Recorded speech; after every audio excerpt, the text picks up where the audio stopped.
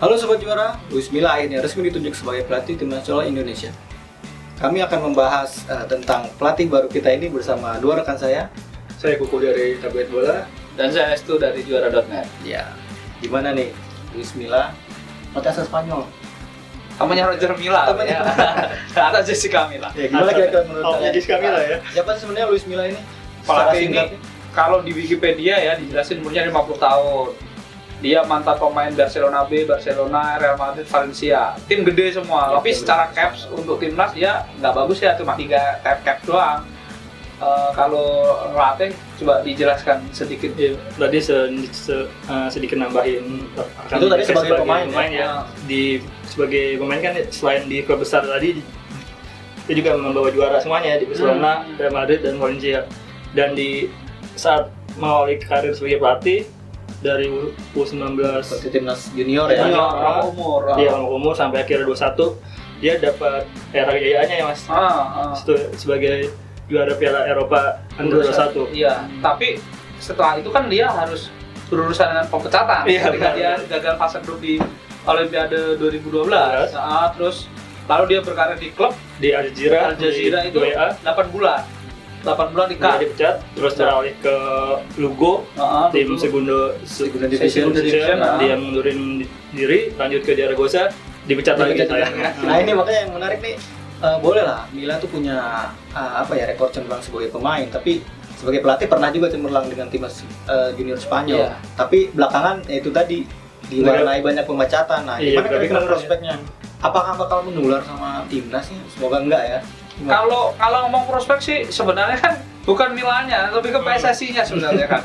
Kalau Milla orang baru, pasti dia punya kendala bahasa, pasti dia punya kendala banyak lah mempelajari sepak bola Indonesia kayak apa ya, karakternya kayak apa, itu pastilah. Riedel atau pelatih asing dulu juga seperti itu. Betul. Tapi yang pasti adalah mampukah PSSI itu menyiapkan tuntunan atau kerja bareng yang bagus itu loh, program yang bagus gitu loh. Contohnya uji coba ya nggak? Uji coba di Malaysia aja di wikinya itu sudah ada sih lawan tanggal berapa lawan. Kita kan udah jelas gitu loh. Nah kita masih katanya masih berkutat pada SEA Games 2017 gitu loh. Padahal waktunya udah mepet banget ya. Iya benar kata Mas Esu tadi ya, selain harus memahami karakter Indonesia, itu harus dilakukan dalam waktu yang singkat untuk sebelum ke target SEA Games itu ya. Jadi ya tantangannya tadi di waktu singkat, PSSI itu harusnya memfasilitasi program yang nantinya diajukan oleh Milla. Belum juga mengaudisi pemain juga kan. Iya benar gitu. Jadi problem. Negara kita gede loh ya. Nggak kayak Spanyol, nggak kayak Malaysia, nggak kayak Thailand yang kecil gitu. Negara kita gede, karakternya beda-beda lah.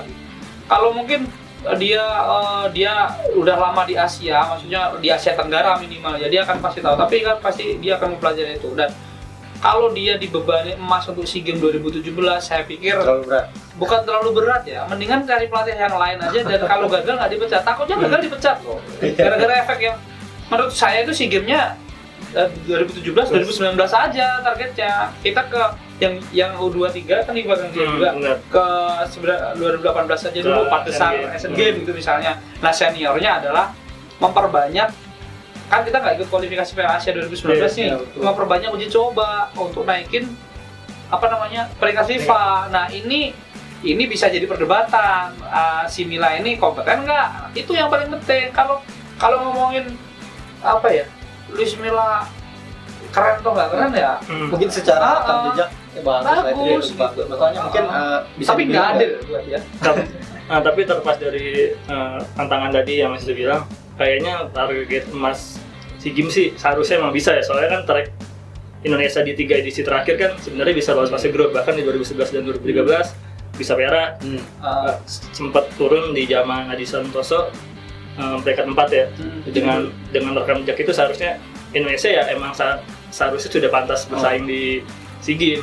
Jadi menurut gua realistis. Harusnya realistis sih. Kalau saya setuju realistis, tapi yang pasti kalau saya jadi PSSI gitu, 2018 yang paling penting dibandingkan 2017. Butuh adaptasi itu ya. Karena kalau ngomong 2017 tahun lagi, semua Asia Tenggara udah uji coba, kita baru kena sanksi.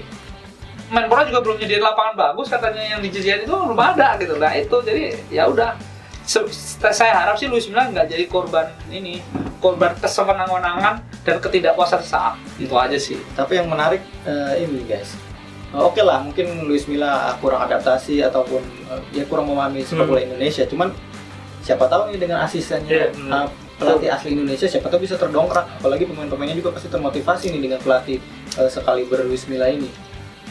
Ya, kabarnya nama Bima Sakti ya mas?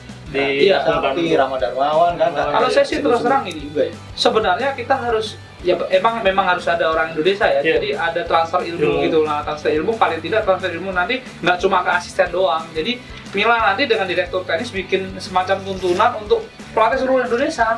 Ini loh, muaranya sama ini loh, kurikulumnya sama gitu loh. Jadi tidak hanya Bima Sakti atau siapapun yang jadi asisten dia, tapi semua pelatih klub itu otaknya sama dengan timnas yang dibutuhkan. Nah itu yang paling penting kan itu. Sebenarnya kan itu. Kalau cuma 1-2 orang buat apa? Tapi si Luis Milla dan direktur teknik nanti bekerja untuk bagaimana semua frame di klub-klub Indonesia ya, Persija ya, mungkin Ngada, PS Ngada ataupun ya, itu sama frame-nya untuk ke timnas itu satu. Nah itu yang penting dan itu nggak pernah dipindah dulu. Mau pelatihnya siapa kayak Jose Mourinho ya. Ini program jangka panjang gitu. Tapi kalau jangka pendeknya mungkin asisten pelatih lokal juga bisa sebagai mata-mata dan telinga ya mas untuk ngasih masukan ke Milla tadi. Dan yang pasti jangan 1 doang. Harus ada 4 lah. 2 ada pelatih kiper ya. Ada pelatih kiper, 2 buat U23 mungkin, 2 buat senior. Jadi kabinetnya si Milla ini gede gitu. Bisa sebut nama nggak? Siapa kira-kira yang pas? Kurniawan bisa untuk anak. Dia kan gelandang bertahan nih. Kurniawan bisa.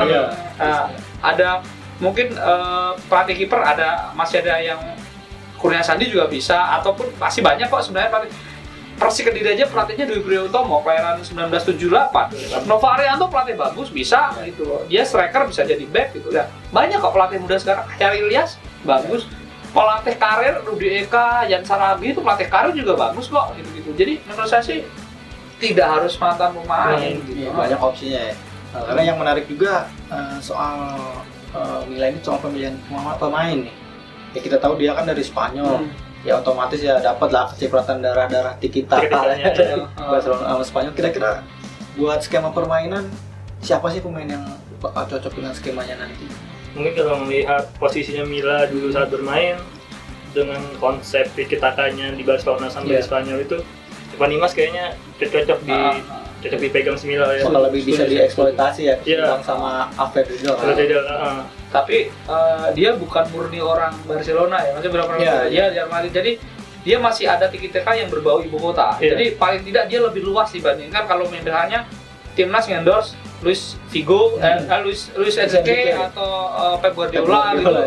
Tapi kalau dia, saya pikir dia masih bisa lebih luas. Jadi Evan Dimas masih bisa pasti akan dimaksimalkan ya dengan gayanya yang ngedelay bola segala macam. Tapi dia sebagai gelandang bertahan, dia pasti akan eksploitasi model-model kayak pemain cepat ya, pemain cepat, pemain dia kokoh kayak Bayu Pradana, kayak gitu. Dan sekarang banyak pemain itu muncul di Indonesia itu. Oke, menarik sekali nih pembicaraan tentang Luis Milla ini ya. Oke Sobat Juara, nantikan saja nih kiprah pelatih timnas baru kita. Semoga sukses guys. Amin. Ya, yang pasti selamat datang di Indonesia Luis Milla. Iya betul, dengan segala dia harus menemukan solusi ya segala macam. Cobalah makan gudeg dan apalah gitu di Indonesia. Oke Sobat Juara, jika kalian punya opini soal potensi kiprah Luis Milla di timnas Indonesia, boleh tuangkan ke kolom komentar di bawah dan jangan lupa subscribe akun YouTube kami juara.net. Ciao.